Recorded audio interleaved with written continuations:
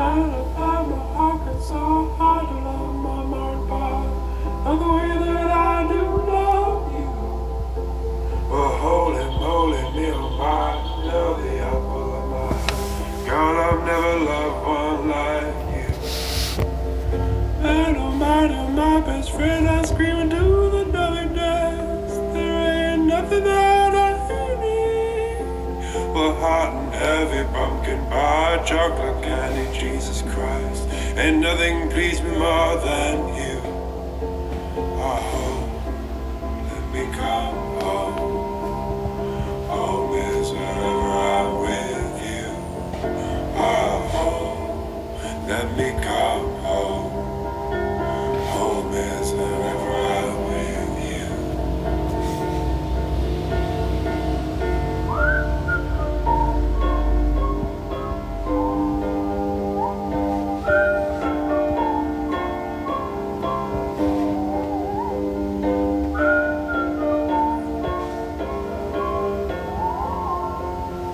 La la la la, take me home.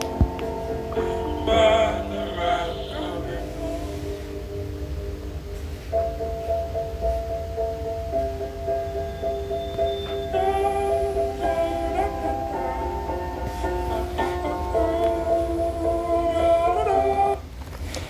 Tudo bem, gente?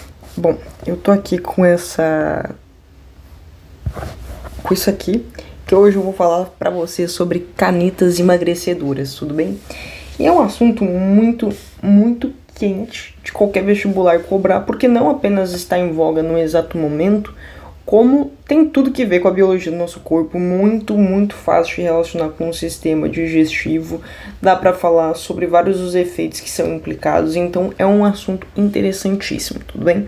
A gente vai pegar basicamente 3 vertentes, na verdade a gente vai pegar 2 vertentes, a gente vai pegar tanto a caneta Ozempic, quanto a caneta Mounjaro. Eu sempre falo Mounjaro, não sei porquê. O Ozempic, galera, você pode botar entre parênteses também o Wegovy. Perfeito? Ah, Luana, o Wegovy é diferente de Ozempic, é como que funciona isso? Não, gente, o Wegovy é a mesma coisa do Ozempic, é tudo igual, só que em doses mais altas, tá bom?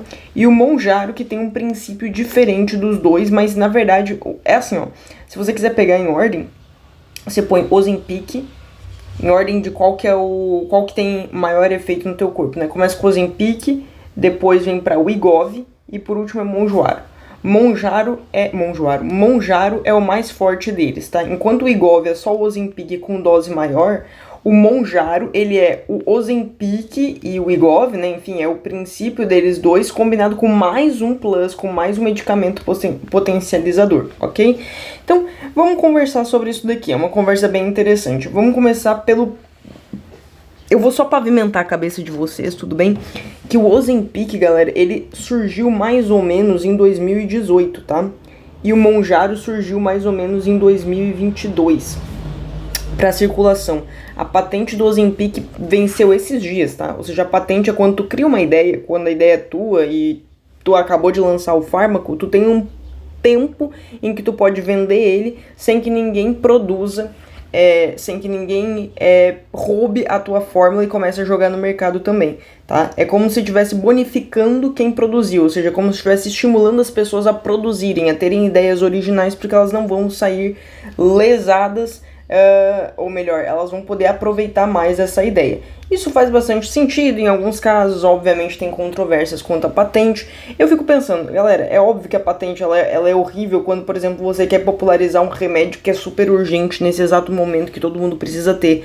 Tipo, por exemplo, patente para uma doença epidêmica que está tendo numa região pobre da cidade, que eles não vão ter condições de pagar por aquele medicamento, e que se a gente simplesmente deixasse fabricar um medicamento genérico, ou então desse gratuitamente aquele medicamento para as pessoas, sei lá, democratizasse esse acesso, talvez, né, as coisas fossem controladas mais rapidamente. Mas ao mesmo tempo, quando a gente tira a patente, a gente diz, não vai existir patente coisa nenhuma, a gente vai tentar sempre democratizar os remédios e os fármacos e os medicamentos vendidos com fins de saúde, a gente acabar fazendo com que as pessoas e as empresas tivessem menor interesse em investir um dinheiro pesado, uma vez que elas não vão ter vantagem nisso.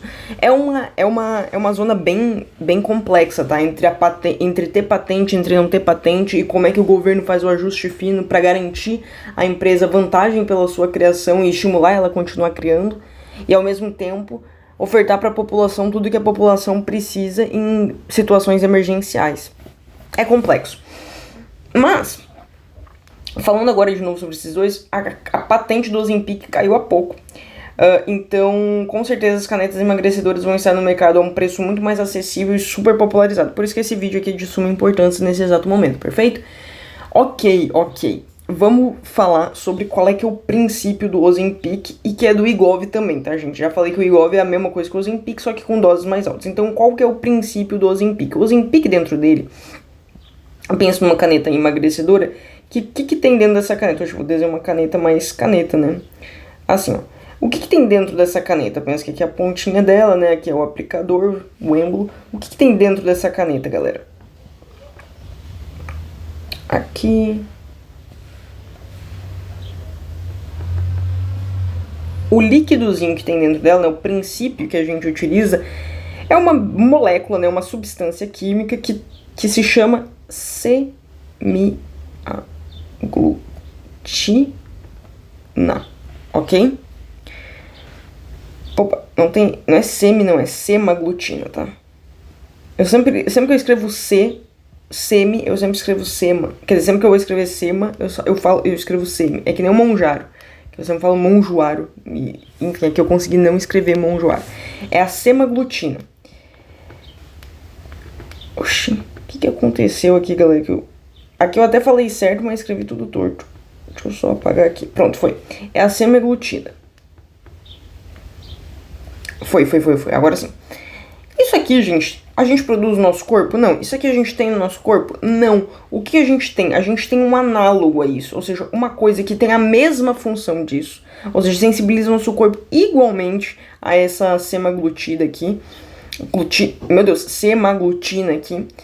Exatamente igual, sem tirar nem pôr. Só que não é com essa fórmula química aqui, é com uma outra. Mas o efeito no nosso corpo é o mesmo.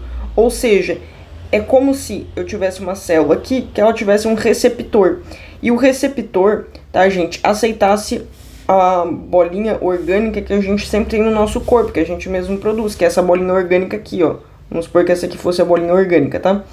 Essa bolinha orgânica, ela sempre chega aqui no nosso corpo, passa, sensibiliza aqui e aí exerce uma resposta. O nome dessa bolinha que eu tô falando aqui em questão... É um hormônio, tudo bem? Hormônios vão sensibilizar, são mensageiros bioquímicos. Então, esse hormônio aqui, o nome dele é GLP-1. Tudo bem? Ele é sempre produzido durante o teu processo de alimentação, tudo bem? Então, quando você começa a estimular o teu estômago a produzir suco gástrico, começa a comer... depois de um tempo, quando o teu corpo sente que teu estômago tá cheio, né? Aqui tem o canal e tudo mais, aí que chega a parte aqui como que fosse a parte do estômago. Quando o teu corpo sente que esse estômago ele encheu, né? Aí começa a liberar GLP-1, que é para dizer, já estamos saciados. Antes, quando o estômago tava vazio, o teu corpo tava liberando o quê? Grelina, que é para dizer, estamos com fome. Então, trate de alimentar, o estômago tá vazio, tudo bem? E são vários hormônios que vão atuando. A gente também tem a leptina, que é a tua camada de gordura, ela produz leptina, que é um hormônio. Ou seja, o teu tecido adiposo, ele produz um hormônio. Pense que aqui, né, é o teu tecido adiposo. O teu tecido adiposo produz um hormônio que a função dele é dizer, já estamos com bastante reserva energética, para de comer, por isso que ele vai lá e te dá saciedade. Só que tem gente que tem resistência à leptina, tudo bem, gente? Pessoas muito gordas liberam muita leptina, ou pessoas gordas, né? Não precisa ser muito gorda, qualquer qualquer camada de gordura vai liberar leptina, mesmo em pessoas magras. A diferença é que em pessoas gordas, elas têm uma resistência maior à leptina, porque elas liberam muito mais leptina. Então não é nossa, agora que eu tô gorda, eu realmente tô liberando um monte de hormônio de saciedade, vou ficar saciado. Não. Pelo contrário, se você perder essa camada aqui de gordura, ou seja, se você ficar com uma camada de gordura menos espessa, não é esse aqui mesmo. Se você ficar com uma camada de gordura menos espessa, mais fininha, você vai estar liberando menos leptina, ou seja, você vai estar liberando menos hormônio de saciedade, você vai estar ficando com mais fome. Conforme você perde gordura, mais fome você vai tendo.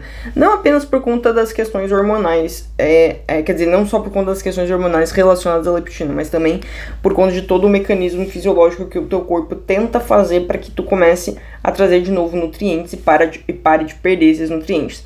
Perfeito, você vem aqui, ó, e sensibiliza. O nome dessa molécula aqui é GLP-1. Eu já vou explicar quais são, o que é o que o GLP-1 faz.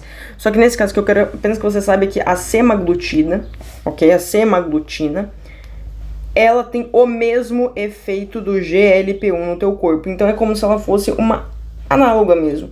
Olha, eu não sou o GLP-1, mas eu basicamente sou quase igual ao GLP-1, então o teu corpo ele não vai reconhecer, eu consigo encaixar aqui no mesmo lugar que o GLP-1 se encaixaria, ok? Então eu consigo dar o mesmo efeito que esse GLP-1 dá. E aí você vai me dizer, tá bom, Luana, mas por quê? Quer dizer, mas por que o GLP-1 é um hormônio que a gente quer simular ele? Por que eu vou querer um hormônio parecido com o GLP-1 no meu corpo? Vamos ver quais são os princípios desse hormonídeo aqui. Vou deixar aqui e vamos prosseguir. Vamos ver quais são os princípios desse hormônio aqui. Tá? Ok. Você pode botar assim entre parênteses GLP-1. Qual é o princípio do... O que o GLP-1 faz no teu corpo, né? É um hormônio liberado durante o processo de digestão, perfeito, e ele vai atuar em 3 regiões do teu corpo. Por isso que ele é tão importante, gente. Tão importante. Ele vai atuar aqui.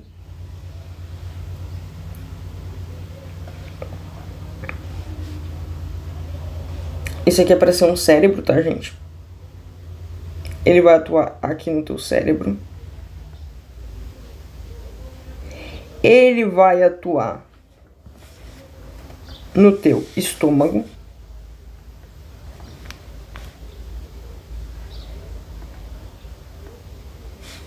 E aqui vai seguindo outro canal. Ele vai atuar aqui no teu estômago. E ele também vai atuar num cara chamado pâncreas. Oxi. Pera aí, gente. Ele também vai atuar em um cara chamado pâncreas, que fica aqui, ó. Pâncreas é como se fosse isso aqui.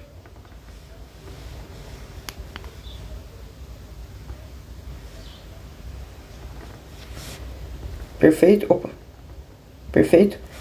Vamos pintar as cores características. O pâncreas ele tem uma cor mais amarelada assim nas representações, tá? E o estômago ele tem uma cor também avermelhada, só que eu desenhei o cérebro vermelho, né? E sendo que o cérebro ele é mais rosinha do que vermelho. Vou só fazer aqui uma alteração. Pronto. O que acontece? O teu corpo ele vai ter um hormônio que ele é responsável, ele vai ter uma região que é responsável pela regulação fina de vários mecanismos no teu corpo. É um pontinho assim, ó, que fica aqui, tá? O nome dele é hipotálamo. Hipotálamo. Tudo bem? Ele é um pontinho que ele vai regular o que dentro do teu corpo. Ele é um pontinho, ele fica bem centralizado assim no teu corpo. Tanto na questão interna, assim, pra dentro, quanto aqui pra baixo, tá? Fica bem centralizado no teu corpo, não, no teu cérebro. E o hipotálamo, basicamente, ele vai fazer regulação de temperatura, regulação de pH do teu corpo. O bulbo também vai ter essa função, mas enfim. O pH ele vai fazer regulação fina de várias questões, tentando buscar sempre o equilíbrio do teu corpo. Tem uma palavra para isso, homeostase. Tá? Então sempre tentando buscar o equilíbrio dinâmico do teu corpo, a homeostase, perfeito. Isso é o que o hipotálamo faz. Só que ele também controla, ele também gerencia sensações de saciedade. Na verdade, não é que ele gerencia, ele vai quando o GLP-1 entra em contato com ele, esse carinha aqui entra em contato com ele, sensibiliza ele para que, opa, já estamos com saciedade, opa, já comemos o que tínhamos que comer. Então ele aumenta a sensação de saciedade do corpo, ok? Quer dizer, o GLP-1 atua no hipotálamo, regulando a saciedade do corpo. Então a primeira coisa que a gente pode botar aqui é saciedade. E o eixo de atuação é o cérebro, né? Saciedade. O eixo de atuação cerebral. Quando ele vem no estômago, ele também ajuda na questão da saciedade. Por quê? Porque, galera, você concorda comigo que se você tá sentindo que o teu estômago tá cheio, se você tá se sentindo pesado, você não tá com vontade de comer, se você sente que teu estômago tá vazio, você tem vontade de comer. A grelina é justamente, o estômago tá vazio, aí libera um hormônio de apetite. Aí não, se você não tá com o estômago cheio, aí o teu corpo começa a liberar GLP-1, dizendo, o nosso corpo, é pra parar de mandar comida, o corpo já comeu, o corpo já tá cheio. Então o que ele faz? O GLP-1, o que ele faz? Ele retarda. Tem outras coisas que também fazem isso, tá? Muitas outras coisas. Ele retarda a mobilidade gastrointestinal. Luana, o que isso aqui significa? Significa que, eu vou até botar aqui embaixo, porque senão não vai caber pro outro ali. O que isso aqui significa, galera? Mobilidade gastrointestinal significa que quando a comida ela estiver aqui, e aí ela vai começar a descer, né? Vai passa aqui pelo estômago, ela não vai, ao invés dela descer como ela desce normalmente, que é assim, ela tá descendo assim, ó. Ou às vezes não, ou às vezes ela até tá descendo devagarzinho, mas agora que você tomou esse GLP-1, na verdade agora que você tomou o Ozempic, que tem a semaglutida, que simula os efeitos do GLP-1 no teu corpo, quer dizer, que é um análogo a esse hormônio, o que vai acontecer? O teu corpo, a comida vai passar assim, ó, bem devagarzinho pelo teu corpo, com uma velocidade reduzida, então você vai sentir por mais tempo o estômago cheio. Não é que você vai estar comendo, quer dizer, não é que você vai estar queimando mais gordura, é que você vai estar comendo menos. Tudo bem? Então a comida ela vai ficando parada aqui no teu estômago por mais tempo, dando mais tempo a sensação de saciedade, de estômago cheio, tá? Então não é apenas, eu tô com sensação de saciedade, não, tu tá com sensação de saciedade, tu tá com o estômago cheio, então mais sensação ainda de saciedade, perfeito? Então isso daqui é uma loucura, tá? E outra coisa muito importante para dizer para vocês, Luana, tem outras coisas que retardam a mobilidade gastrointestinal? Claro que sim, galera. Se você comer comida com muitas fibras, como por exemplo frutas e verduras, se você comer comidas ricas em proteínas, tudo isso, gente, tem uma degradação no teu corpo, né? Tem uma liberação dos aminoácidos, dos macronutrientes constituintes desse alimento, muito mais lento do que se você comer um carboidrato, tá? Se você comer uma gordura, você vai demorar para quebrar. Você não pode comer muita gordura porque, né, você tem que também tomar cuidado com a quantidade de bile que você tem, né? Mas enfim, se você comer muita gordura, se você comer muita proteína, principalmente se você comer muitas fibras, ou uma comida rica, né, com quantidades variadas de macronutrientes, acabou, galera. Você vai ter um retardamento da mobilidade gastrointestinal também. Tudo bem?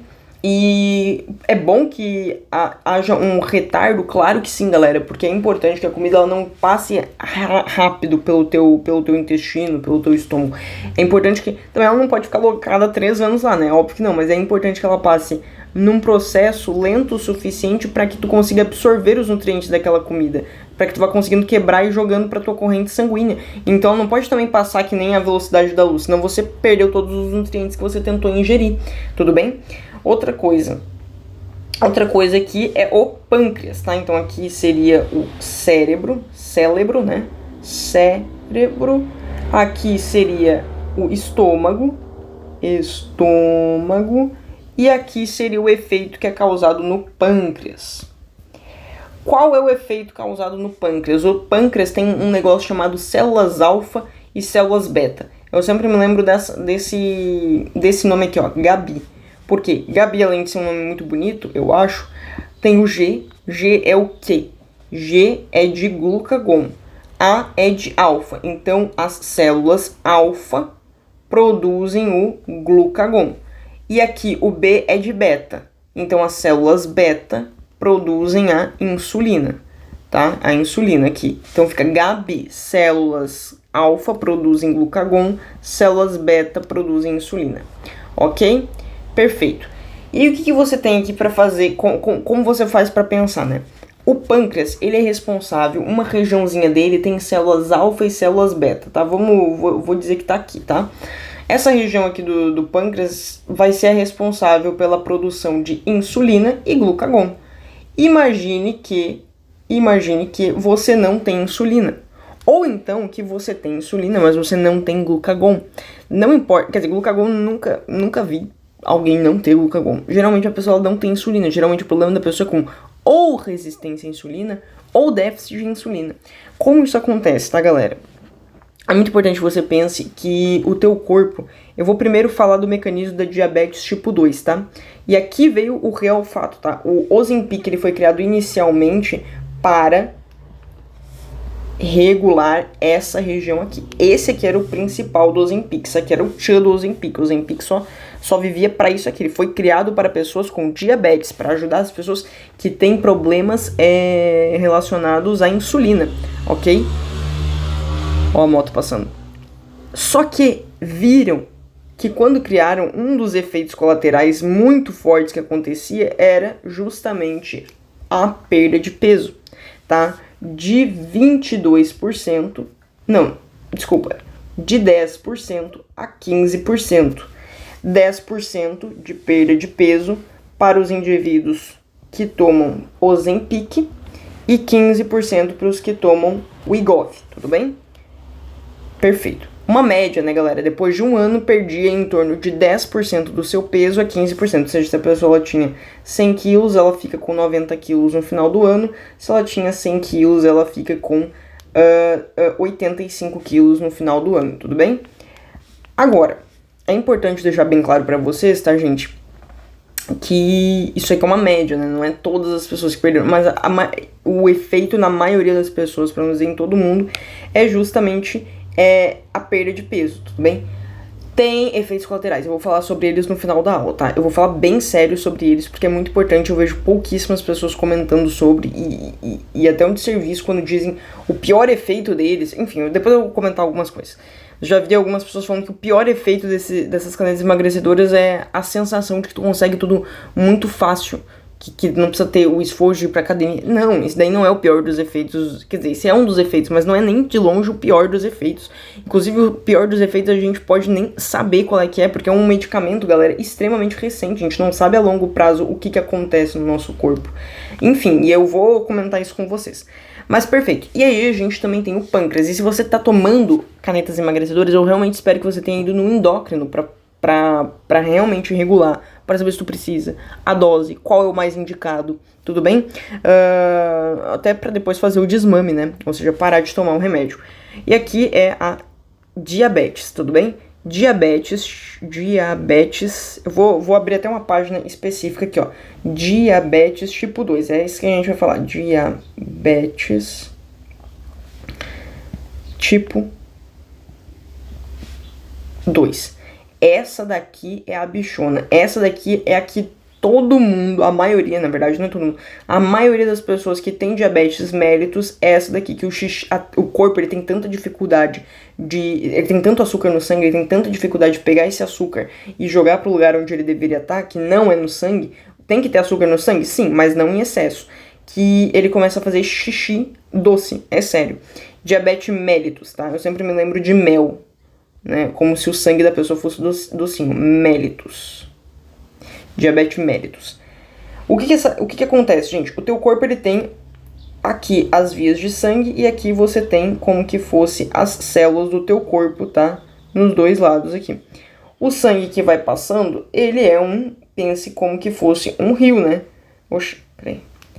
Pense como que fosse um rio. Então vai passando o sangue aqui por toda essa região, tal qual passa, sei lá, água num rio. Esse sangue ele é responsável por levar vários micronutrientes, tem as células sanguíneas, que são as hemácias, que transportam oxigênio, a gente tem algumas enzimas aqui, a gente tem algumas células de proteção, elas não ficam em alta no teu corpo, não, mas tem algumas aí transitando, né? Você vai ter alguns hormônios, mas você também vai ter glicose aqui, tá? A glicose, ela nada mais é do que açúcar. Açúcar é um açúcar comum, tudo bem? E o que você faz com esse açúcar? Você joga para dentro do teu sangue, tudo bem? Para dentro do teu sangue, para dentro do teu sangue, para dentro do teu sangue e para dentro do teu sangue, ok? Isso, o açúcar. Só que imagine que você tenha tanto açúcar no sangue, porque você come tanto, que vai ter uma liberação tão grande de glicose, tá? Vamos supor que você esteja comendo rios e rios e rios de comida, tá? A cada comida, você não come um pão, não. Você come 70 pães. Aí, quando você vai comendo, ele passa aqui pelo teu estômago. Quando ele chega no teu intestino, que é esse tubo assim, ó. Quando ele chega no teu intestino delgado, que é o fino. Delgado é sempre pra tudo que é fino, tá? Quando ele chega no teu intestino fino, depois ele vai passar pelo grosso, que é esse daqui, ó, gente. E depois vai sair aqui pelo reto, tá? Esse aqui é o caminho da comida. Enfim, mas quando ele está passando pelo intestino delgado, é aqui que ele vai acontecer a maior parte da absorção de nutrientes do teu corpo durante o processo inicial do intestino delgado. Então, vai ter um monte de enzimas atacando aqui a tua comida, tá? Um monte. E toda vez que conseguirem quebrar essa comida... Caramba, galera, por que eu não tô conseguindo apagar? E toda vez que conseguirem quebrar essa comida... vai ter que ficar assim mesmo, tá? Toda vez que conseguirem quebrar essa comida em pedacinhos menores, vamos supor que antes você tava com um bolinho de pão. Agora que você tá com fragmentos de pão. Conforme eles vão conseguindo quebrar, chegou em um momento que você só tem glicose de pão. Opa! Ou seja, você conseguiu quebrar o pão em partes tão pequenininhas, mas tão pequenininhas, que ela simplesmente, por difusão, ou seja, por um transporte, e aqui é irrigado de sangue, tá, gente? Aqui tem várias veias sanguíneas em volta do teu trato digestivo, do teu tubo digestivo, em volta do teu intestino. Toda vez que você conseguir quebrar o pão em uma molécula tão pequenininha, mas tão pequenininha, ela vai sair daqui. Ela vai sair daqui, de dentro do lúmen do teu estômago, ou seja, ela saiu do lúmen do teu estômago e vai para a tua corrente sanguínea. Ó, aqui, pronto. E vai para a tua corrente sanguínea, por difusão, tudo bem? E você vai me dizer, poxa, Luana, entendi. Tá? Por difusão. Entendi que se eu comer muito, eu vou adicionar muita glicose dentro do meu sangue. Verdade, e essa glicose ela vai estar fluindo para entrar dentro das células, ou seja, ela vai entrar dentro das células em algum momento. Só que imagine que para essa glicose conseguir entrar dentro da tua célula, ela não consegue entrar normalmente. Ela precisa de uma ajudinha. Que ajuda é essa? Agora vem o fato da insulina. Pense que aqui você tem um tubo que está fechado. E aqui você tem uma chave. O nome dessa chave é insulina. Aqui você tem uma chave. O nome dessa chave é insulina. Quando a insulina chegar aqui, ela toca nessa região e ela libera os portões. Ou seja, agora não tem mais trava. O portão está aberto. Quando o portão estiver aberto, até vou desenhar aqui um pouco maior. Quando esse portão estiver aberto, ó, antes ele estava fechado e agora ele está aberto. Quando esse portão abrir, essa moléculazinha de glicose combinada aqui, né, a insulina, consegue entrar, e aí essa molécula de glicose nada mais é do que a energia do teu corpo, né, a energia intracelular das tuas células. Ok. E aí essa energia aqui vai ser metabolizada, vai ser quebrada lá na respiração celular pela mitocôndria. Ok, mas aí vai liberar muita energia, né? Muito ATP. Ok, mas eu queria que vocês entendessem que imagine que você come muita comida e toda hora você tá com a insulina alta. Então toda hora você tá sensibilizando as tuas células a abrir. Ei, Diacha, abre. E tua célula toda vez vai abrir.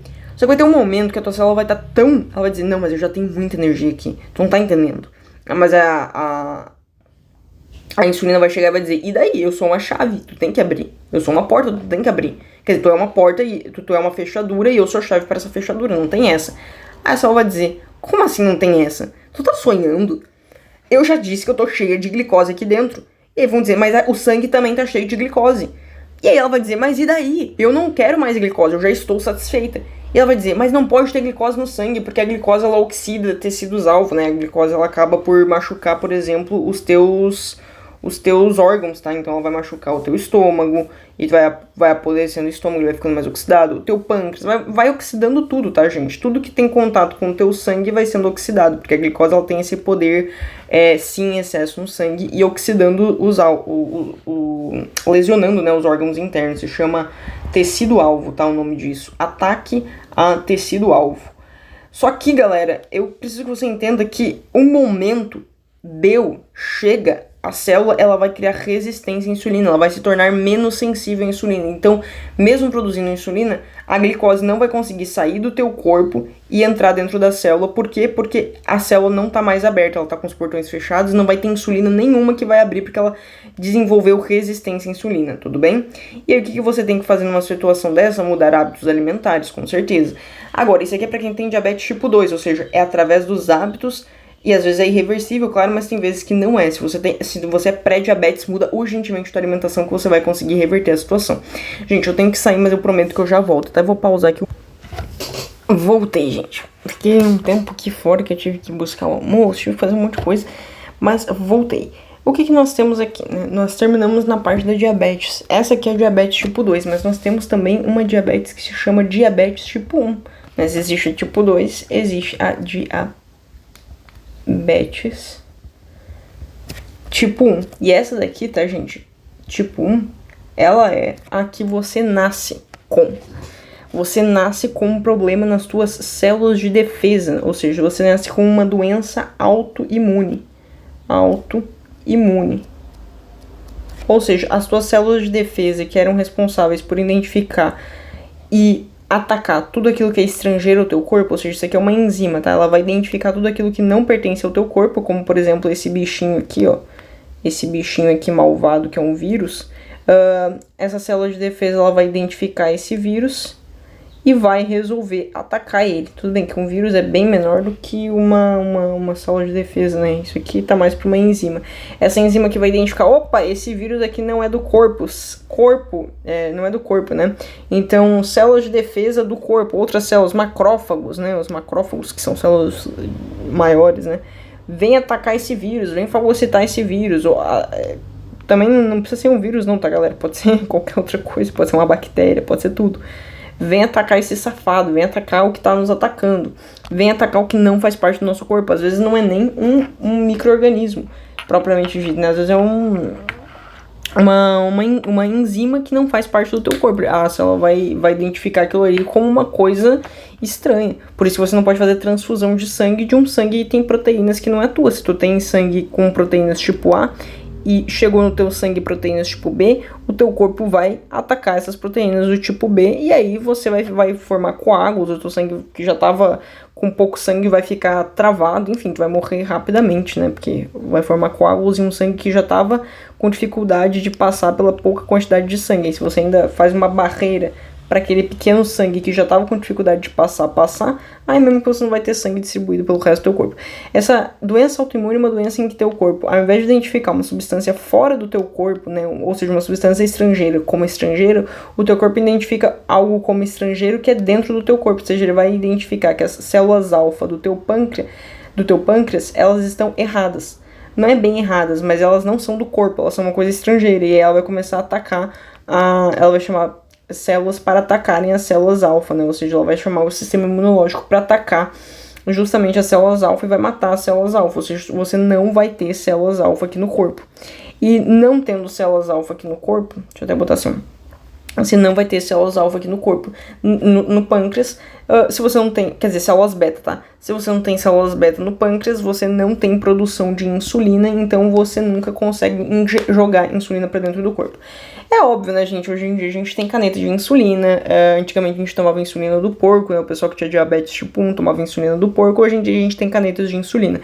Por que eu não posso comer insulina? Gente, a insulina, ela é uma proteína, tá? Então, se você comer, o teu corpo vai quebrar essa proteína em aminoácidos. Então, você só vai estar jogando o quê? A fonte de produção de uma proteína e não a própria proteína dentro do teu corpo. Então, por isso que você tem que injetar, para o teu corpo não quebrar a insulina e ela perder a função dela, que a insulina só é a insulina, porque ela é uma organização de peptídeos com uma conformação tridimensional específica. Se tu quebra essas ligações, você quebrou toda a conformação tridimensional e não vai estimular as células a abrirem as suas porteiras para receberem glicose, tudo bem? Então esses daqui são os dois tipos de diabetes, a mellitus e a do tipo 1, ok? Uma é autoimune, ou seja, uma de nascença, e a outra é a adquirida através dos hábitos, tudo bem? Então uma é de nascença e a outra é adquirida. O ponto é, imagine que você tem aqui uma produção, você não é uma pessoa com, né, você tem diabetes tipo 2, qual é a ação do GLP-1 no teu pâncreas? E aí por isso que ele foi inventado, inclusive. Ele vai ter um aumento, então vamos pegar aqui uma cor de aumento, ele vai trazer um aumento das tuas células, ok? Um aumento das suas células, não, desculpa, um aumento da produção, na produção de insulina, ou seja, vai ter mais células, vai ter mais glicose entrando dentro das tuas células, ou seja, vai ter menos glicose no sangue, tá? Vai ter menos glicose no sangue. Deixa eu tirar esse ponto aqui que tá meio agonia. Vai ter menos glicose no sangue, né? Aqui. Elas vão estar tudo entrando dentro porque você aumentou a produção de insulina. Então elas vão entrar em massa mais para dentro do teu sangue. Perfeito. E você diminui a produção de glucagon. O que é o glucagon? O que é o glucagon? O glucagon é o oposto à insulina. Se a insulina aumenta a entrada de glicose dentro das células, o glucagon ele faz um processo assim, ó, gente. Ele faz um processo assim, ó. Ele vai lá no teu fígado. Primeira coisa, ele diz assim, ó, células fechem as porteiras. A gente precisa de glicose fluindo no sangue.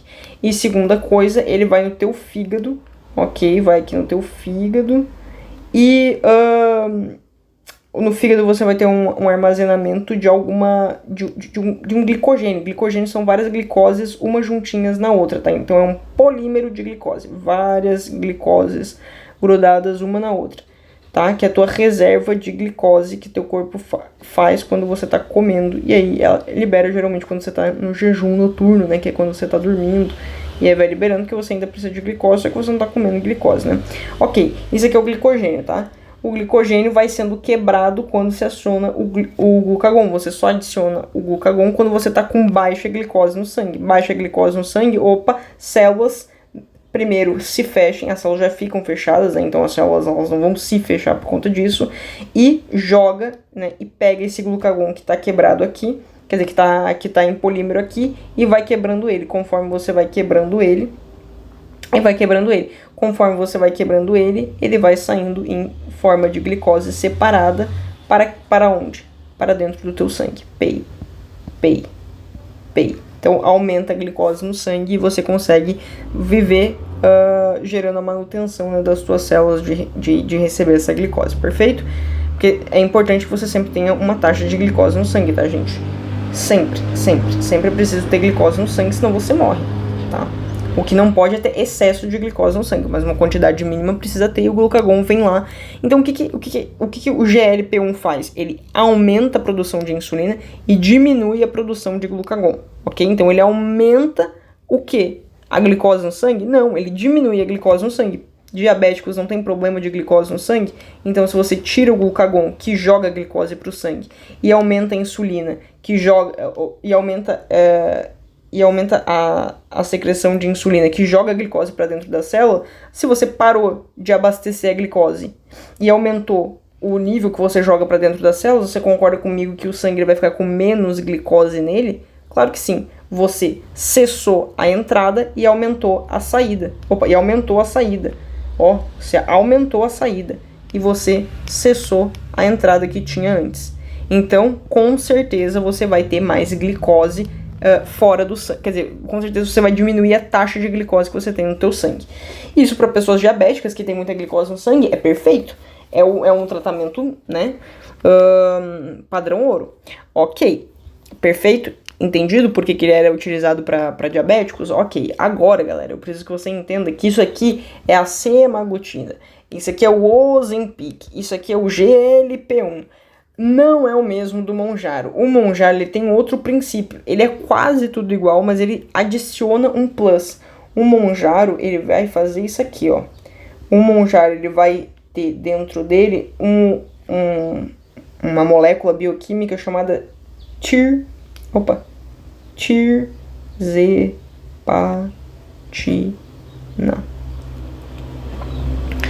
Ok?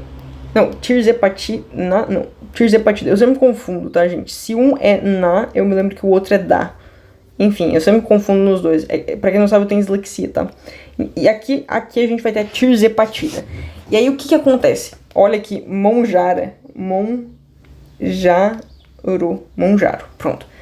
O que acontece? Isso daqui simula, tá? Isso daqui vai gerar no teu corpo a simulação de não apenas o GL, não apenas o GLP1, ou seja, não apenas vai ter todos esses efeitos aqui, como vai ter mais um. Vai ter o efeito do GIP. GIP Renegade. Não, tô brincando. Vai ter o efeito do GIP, tá, galera? E ele nada mais é do que o nome popular dele é polipeptídeo. Polipeptídeo é que significa uma cadeia de vários peptídeos, tá? E o que é um peptídeo? Um peptídeo são vários aminoácidos, então são várias cadeias de vários aminoácidos. A proteína é um polipeptídeo? Sim, mas a proteína é mais que um polipeptídeo. A proteína é um polipeptídeo que tem uma dobradura, uma conformação tridimensional que dá um efeito fino para ela, né? Que dá um efeito de uma chave, né? Dá um formato fino para ela e aí faz com que ela consiga se encaixar no substrato que ela quer atuar, ok? Mas aqui que a gente está falando é um polipeptídeo e o nome dele, só o que você precisa saber é que ele é o nome dele é polipeptídeo inibidor gástrico. Tudo aquilo que é gástrico tem a ver com o estômago e tudo aquilo que é entérico tem a ver com o intestino. Entérico, intestino, gástrico, estômago, hepático, fígado. Você pode fazer essa relação, tá? Tudo aquilo que é hepático, cirrose hepática, é uma doença no fígado, né? Hepático é fígado. Gástrico, por conta do suco gástrico, né? Estômago. Enfim, não vai caber, então vou estômago. E tudo aquilo que é entérico, intestino. No nome, né, gente? Para você já saber, já ir se familiarizando com as terminologias da biologia, ok? Ok, mas vamos lá, continuando. E aí o que acontece? O que acontece? Inibidor gástrico. Ok, perfeito. O GIP, né? Ele é um polipeptídeo inibidor gástrico, tá? Essa aqui é a nomenclatura mais usual dele. E, não, se você olha inibidor gástrico, ele inibe o estômago. Como é que funciona isso? Então, a primeira coisa é que ele vai atuar no hipotálamo, tá? Aumentando a saciedade e diminuindo o apetite, ok? Mas o GIP atua no hipotálamo, agora eu tô falando do GIP, tá? O GIP atua no hipotálamo de maneira reduzida, então ele sozinho é muito ruim. Outra coisa que ele também atua é no teu estômago, ok? Ele vai lá e aí aqui é sensacional. O que ele faz? Ele diminui o GIP, tá? Então o GIP ele atua reduzidamente no hipotálamo, então não valeria a pena usar. Ele chega no estômago, ele faz as mesmas coisas da questão da mobilidade, mas ele faz o quê? Olha isso. Ele reduz o suco gástrico. Por isso que ele é um inibidor gástrico. Ele reduz ou ele tira o suco gástrico. E é no suco gástrico, gente, que a gente começa a primeira parte da digestão proteica, ok? Então ele inibe a criação desse suco gástrico. Deixa eu mostrar como é que o teu estômago faz para criar o suco gástrico, tá? Eu sei que isso aqui parece um fígado. Tô tentando desenhar um estômago. O estômago, na verdade, ele é assim, né? Isso. O fígado é assim. E o pâncreas é assim, ó. Pronto, os três órgãos. E tudo bem, o fígado ele tem o estômago ele tem uma continuação, né? Ele é uma coisa assim, e aí continua aqui um tubozinho mais fininho, né? É tipo assim. Pronto, esses aqui são os três. Pensa que aqui a gente vai focar no estômago, tá? O estômago, o que acontece? Vem a comida aqui e a comida vai sair pra cá. Ou seja, ela vai pegar aqui e vai seguir o caminho do intestino. Perfeito. E ela vai entrar aqui, que é pelo esôfago, tá? E aí mais pra cima você vai ter a traqueia, quer dizer, a faringe. E aí você vai ter a tua boca, tá bom? A boca aqui, ó. os olhos, a boca. Tudo bem que não fica na boca, né? Fica aqui no pescoço, então é depois da boca, aqui. Perfeito? Pensa que aqui é um ser humaninho. O ponto é, galera, olha isso. Você foi lá e comeu, não, que dentição bonita. Você foi lá e comeu o bolo, eu ia falar o bolo fecal, meu Deus. O bolo alimentar, ele vai passando por aqui, ó, por aqui, por aqui, por aqui. E ele fica aqui nessa região, entendeu? Quando ele chega aqui nessa região, que é o estômago, quando ele desce aqui pro estômago e tá aqui, você começa a produzir um negócio chamado suco gástrico. E eu vou desenhar bem numa cor que remete, tá? Ele tem um pH alto e ele é mais ou menos, né, uma coisa bem corrosiva, né? O pH dele, quer dizer, ele tem um pH baixo e ele é bem ácido. O pH dele fica na casa dos 2. E 2 é bem ácido. O mínimo de pH que tu pode ter, tá, galera, é 1. Tá? E se você tiver um suco gástrico de pH 1, não significa que ele é melhor. Ele vai te dar gastrite, ele vai te dar úlcera, tá? Então vai ser bem ruim. Não é pra ter um pH muito alto, não. É pra ter um pH aqui na casa dos 2, a uns 3, 4. 4 já tá muito básico. Tem que ser de 2 a 3, tá?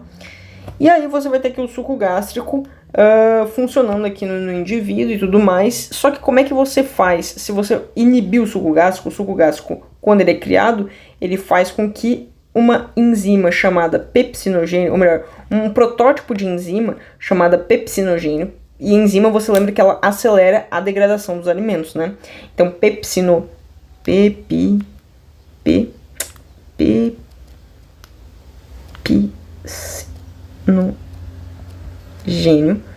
ele vai dar origem a uma enzima chamada pepsina. E ele só dá essa origem quando está em suco gástrico, senão ele fica na forma inativada, que é na forma pepsinogênio. A pepsina, ela degrada proteína, tá?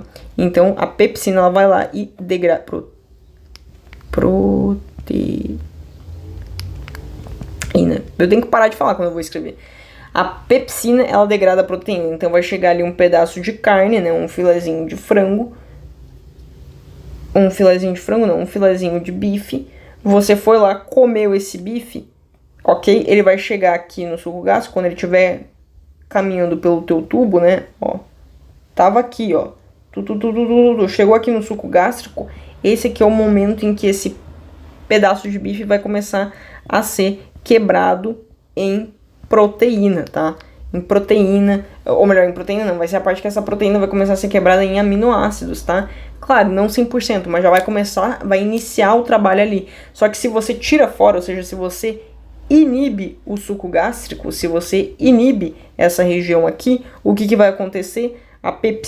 O pepsinogênio não vira pepsina e a pepsina não degrada a proteína. Então você vai reduzir, você vai lentificar ainda mais o processo de digestão. Então um alimento ele vai ficar muito mais tempo dentro do teu corpo te dando energia do que já rápido indo para tua corrente sanguínea, tá? E isso daí é muito bom porque você diminui a taxa de glicose que chega no teu sangue uma vez que você diminuiu aqui o suco gástrico, né? Então você reduz ainda mais a taxa de tempo que a comida... Quer dizer, você aumenta ainda mais a taxa de tempo que a comida fica no teu estômago, ou você reduz ainda mais a velocidade que aquela comida passaria pelo seu estômago. Mas lembra, tá, galera? Isso daqui é o GIP, tá? O GIP. Então, perfeito. E lembra, o Mounjaro tem o GLP-1 e o GIP, tá? Então tem tanto o inibidor gástrico quanto esse GLP-1 que a gente já estava estudando. Então vai ter todos os efeitos no hipotálamo, vai ter todos os efeitos... O GIP que tem os efeitos reduzidos, mas ele somado ao GLP-1 tem os efeitos potencializados, tanto no hipotálamo, no estômago a gente acabou de ver que também vai ter, né? Além de retardar a mobilidade gastrointestinal, também vai inibir o suco gástrico. E no pâncreas, que é muito interessante, não vai ser a principal atuação dele. Quer dizer, não, ele vai ter uma atuação muito grande no pâncreas. Ele vai ter uma atuação muito grande no estômago, mas a principal, se eu não me engano, é no pâncreas. Porque, deixa eu explicar o que vai acontecer no teu pâncreas. Não, deixa eu pensar aqui qual que é mais importante. Eu tô fazendo agora um juízo de valor. Não, a mais importante é no pâncreas, principalmente se a gente for pensar aqui nos diabéticos. E aí o que vai acontecer? Olha isso, vou pegar essa minha imagem aqui lindíssima, vou reduzir ela aqui um pouco. Vou botar ela aqui no canto e vou trazer aqui pra vocês a próxima parte. E essa daqui é sensacional. O que ela vai fazer no teu pâncreas, ó? A gente tá aqui com o pâncreas, né? O pâncreas ele é meio rugoso, geralmente as pessoas desenham o pâncreas assim, ó, como se ele fosse meio rugosinho. E o que vai ter aqui no pâncreas, gente? Vai ter aumento, olha aqui, deixa eu mostrar pra vocês, vai ter um aumento na produção de proteína de insulina, tá? Então o pâncreas vai produzir mais insulina. Ou seja, o que a insulina fazia? Pegava a glicose do sangue e jogava para as células. E assim diminuía a glicose que estava transitando aqui no sangue. Perfeito? E isso daqui é o que a insulina faz. Vai aumentar a secreção de insulina, mas isso aqui você pode me dizer, o GIP já fazia. Não era só aumentar a dose? Aí não era só tomar então o Wegovy. Calma que ele vai fazer mais uma coisa, o Mounjaro. Ele vai, além de aumentar a produção de insulina, ele vai aumentar, e aí, olha isso, aqui vai ser o efeito potencializador. Ele vai aumentar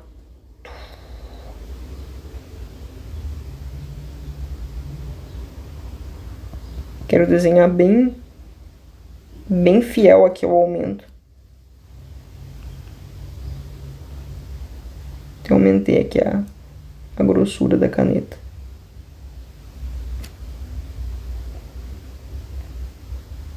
Ele vai aumentar a produção, galera, de insulina. Não, ele vai aumentar a sensibilidade de quem? Calma, você já vai entender. Dos tecidos periféricos. O que são os tecidos periféricos? Gente, são os tecidos somáticos do teu corpo, são os tecidos normais. Tecido da tua pele é periférico, tecido de qualquer órgão teu, quer dizer, tecido de qualquer órgão teu não, qualquer tecido que você tem na sua camada, eles são tecidos periféricos, tá? São os tecidos gerais do teu corpo, não é um tecido específico, não é um tecido mais centralizado, tá? Dos tecidos gerais do teu corpo. Dá pra falar também dos tecidos somáticos, tá? Que é qualquer coisa geral, tá? Somáticos. Ou sistêmicos também. É tudo palavra geral pro corpo, tá? Sistêmicos. Tudo bem que periféricos não é a mesma coisa que somáticos, nem que sistêmicos. Mas nesse caso aqui você pode tomar como igual, tá? Não que seja igual nesse caso, mas é só pra simplificar a explicação. E aí, gente, aí que vem a maior sacada de todas. Se você não apenas aumentou a insulina, você tem que se lembrar que as pessoas que têm diabetes, lembra que elas tinham uma resistência à insulina? Ou seja, mesmo que você aumentasse a insulina, isso aqui sim ia gerar bons efeitos, ia gerar efeitos positivos, mas mesmo que você aumentasse a insulina e jogasse aqui pra dentro, poxa, eu tô só aumentando a insulina, né? Concorda comigo? Tipo, eu tô aumentando a insulina, mas minha célula tem uma sensibilidade à insulina reduzida. Lembra que a minha célula tinha sofrido uma diminuição do aumento, a sensibilidade do aumento. Ela tinha sofrido uma diminuição à sensibilidade da insulina, porque a insulina simplesmente, ela tava vindo com muita força, então criou-se uma resistência à insulina. A célula disse, não, toda hora é isso, todo dia é isso, não, agora eu que cansei. E aí a célula foi lá e criou uma espécie de resistência a essa insulina aqui, então ela parava de ser sensibilizada. Agora você aumentou, você botou em mais dose de insulina. É óbvio que você vai conseguir jogar mais glicose pra dentro, mas imagine que você conseguiu jogar essa glicose mais pra dentro, porque você teve um aumento de insulina, mas o principal, você teve um aumento da sensibilidade. Essa sensibilidade que tinha sido reduzida, agora foi aumentada de novo. E você vai me dizer, Luana, mas não tem chance do meu corpo acabar reduzindo a sensibilidade em overdose, ou seja, ainda mais se eu acabar usando e abusando da insulina aqui, porque meu corpo tinha criado uma medida homeostática, né? Tinha criado um equilíbrio dinâmico pelo excedente de insulina que tinha na minha corrente. Ele não consegue fazer isso de novo? Não tem estudos que comprovem, mas lembre que todos os estudos que a gente tem, eles datam de mais ou menos 1 a 2 anos, tá? Com grupos amostral de 1 a 2 anos. Isso é um tempo curtíssimo. Ninguém desenvolve diabetes de 1 a 2 anos, tá, galera? Todo mundo leva aí 10 anos pra desenvolver diabetes, 20 anos pra desenvolver diabetes. Tem gente que fica um tempo longuíssimo pré-diabético. Então você tem que se lembrar, tá, galera, que 1 a 2 anos não é nada pra saber se desenvolve ou não resistência. A verdade é que a gente não sabe, não tem tempo mostral pra isso. Você não pode ficar usando e abusando de qualquer medicamento, principalmente se você não for na porcaria de um endocrinologista. Não use Mounjaro, tá? Mounjaro, não use Mounjaro, não use o Ozempic, não use o Wegovy, se você não foi Meu Deus, se você não foi tratado para isso, se você não tá recebendo, ok? Se você não tá recebendo acompanhamento de um médico, de um profissional da área, tudo bem? Esse vídeo aqui não é eu te passando, ó, você é um profissional da área. Não, é te dizendo, olha a complexidade que tem nisso aqui. Fora que todo remédio causa efeitos colaterais, náuseas, vômitos. 8% da população que toma Mounjaro ou Ozempic, tá? 8% da população que adere a uma dessas canetas emagrecedoras, o que sofre depois? Acaba por desistir. Ah, vamos dizer, 8% é uma porcentagem muito pequena. Desistir por quê, galera? Porque não aguenta os efeitos colaterais. Você vai me dizer, ah, mas a porcentagem é muito pequena. Galera, você tem chance de ter pancreatite, que é uma infecção, tá? It é tudo aquilo que é inflamação, tá? É uma inflamação no pâncreas. Se você tiver pancreatite, que é uma inflamação no pâncreas, você vai gerar uma resposta do teu corpo horrível nessa região. Você vai piorar ainda mais a situação que você vive. Ah, Luana, isso significa que esses remédios aqui, eles não são salvadores, milagrosos, donos da pátria? Não, galera, eles foram muito revolucionários. Eles foram muito importantes, eles são muito importantes para as pessoas que lutam contra a obesidade, para as pessoas que lutam, para as pessoas que têm diabetes. Eles são muito importantes, sim. Principalmente para quem luta contra a obesidade. Só que não é tudo. Não é tudo, galera. É importante que vocês tenham isso em mente. Não é tudo, não é uma coisa assim, ah, não, eu só vou tomar. Não, peraí, precisa. É sério, eu tô falando sério, porque isso aqui é uma coisa muito importante. Você falar dos efeitos colaterais, principalmente daqueles que são renegados, né, pela maioria dos canais, é uma coisa muito importante. Aí beleza, você foi lá e aumentou a sensibilidade dos tecidos periféricos. O que acontece? Você vai conseguir jogar mais glicose pra dentro, já que cada insulina vai conseguir fazer um efeito na célula que não fazia antes. Então as pessoas que têm diabetes tipo 2, ah, Luana, tipo 1 não vai ser beneficiado? Vai. O tipo 1 ele não produz insulina, então não vai ter um aumento na produção de insulina, verdade, porque ele não tem células beta para produzir, mas ele vai ter quando ele tomar a injeção dele, que contém insulina, quando ele tomar a injeção de insulina dele, os tecidos dele vão ter mais sensibilidade a essa insulina, então vai entrar com mais facilidade, tá? E aí você vai me dizer, Luana, por que a tirzepatida não poderia ser apenas, por exemplo, o GIP? Por que tem que ser junto com o GLP-1? Galera, porque o GIP sozinho, ele não tem um efeito muito alto, tá? O GIP sozinho, ele tem um efeito baixo até no corpo. Ele associado ao GLP-1, que aí sim, aí esse efeito devastador, entre aspas, devastador, né? Aí é esse efeito que a gente vê do Mounjaro, né? Que é, o Mounjaro é o suprassumo. E aí, enquanto isso, tá, galera? Mais ou menos, o Ozempic faz perder 10% do peso corporal que tu tinha no início. O Wegovy faz perder 15%. Gente, geralmente não é uma pessoa de 100 quilos que deveria tomar o Ozempic, tá? A não ser que 100 quilos já seja obesidade pra essa pessoa, mas pessoas com obesidade, sei lá, vão pesar os seus 200 quilos. Então vão perder 20 quilos em um ano, tá? Vão pesar, sei lá, os seus 180 quilos, seus 250 quilos, tá? Então aqui 10% seria 18 quilos, aqui seria 25 quilos. Opa, 25 quilos, tudo bem. E aqui 15%, tá, gente? De 180, se você for perder 15%, você vai perder 18, mais 9, você vai perder 27. Então você perderia mais 27 quilos aqui, tudo bem? Você iria para 160, 153 quilos, tá? Então você sairia de 180 no início do ano para 153 quilos no final do ano, tudo bem? Se você começasse.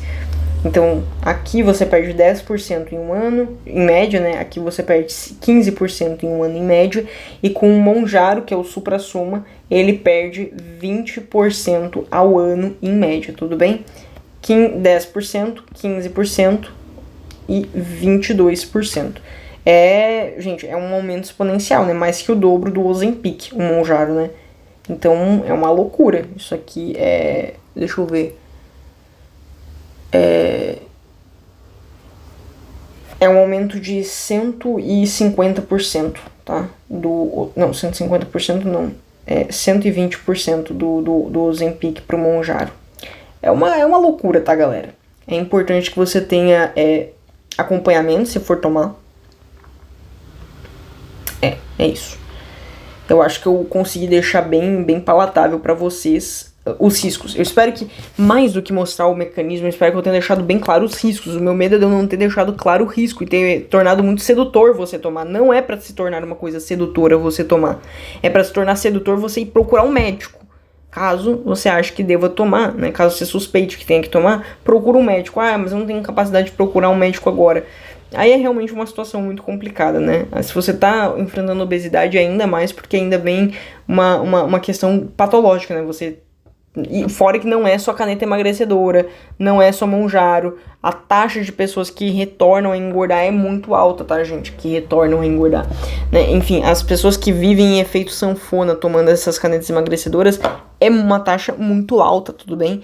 Então é importante você saber, e aí eu parei de tomar a caneta e aí agora eu vou permanecer nesse peso. Não é bem assim, porque a caneta, ela não fez com que, enfim, ela fez com que tu perdesse o apetite. Agora você voltou a ter o apetite. Não é o mesmo apetite de antes, tá, gente? Teu corpo... e também vai ter um momento que você vai chegar no efeito platô. Geralmente você chegou ao efeito platô no Ozempic, é uns 10% de gordura.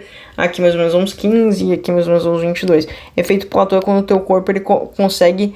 Ele percebeu que tu foi perdendo peso, e aí ele foi se ajustando dinamicamente a isso, tudo bem? E aí, quando acontece um ajuste fino no final das contas, quando você tá 100% ajustado, você para de perder peso. Você não engorda, mas você também não perde peso. Aí você tá no efeito platô, tá? Efeito platô é quando o teu corpo ele consegue organizar a fisiologia dele para te fazer parar de perder peso, ok? Estar em equilíbrio, né, com tudo. Acho que eu falei tudo. Eu espero muito que eu não tenha incentivado ninguém a tomar esses remédios de maneira arbitrária, né, por escolha própria, de maneira autônoma. Espero muito. E esse foi o vídeo, tá, gente? Tchau.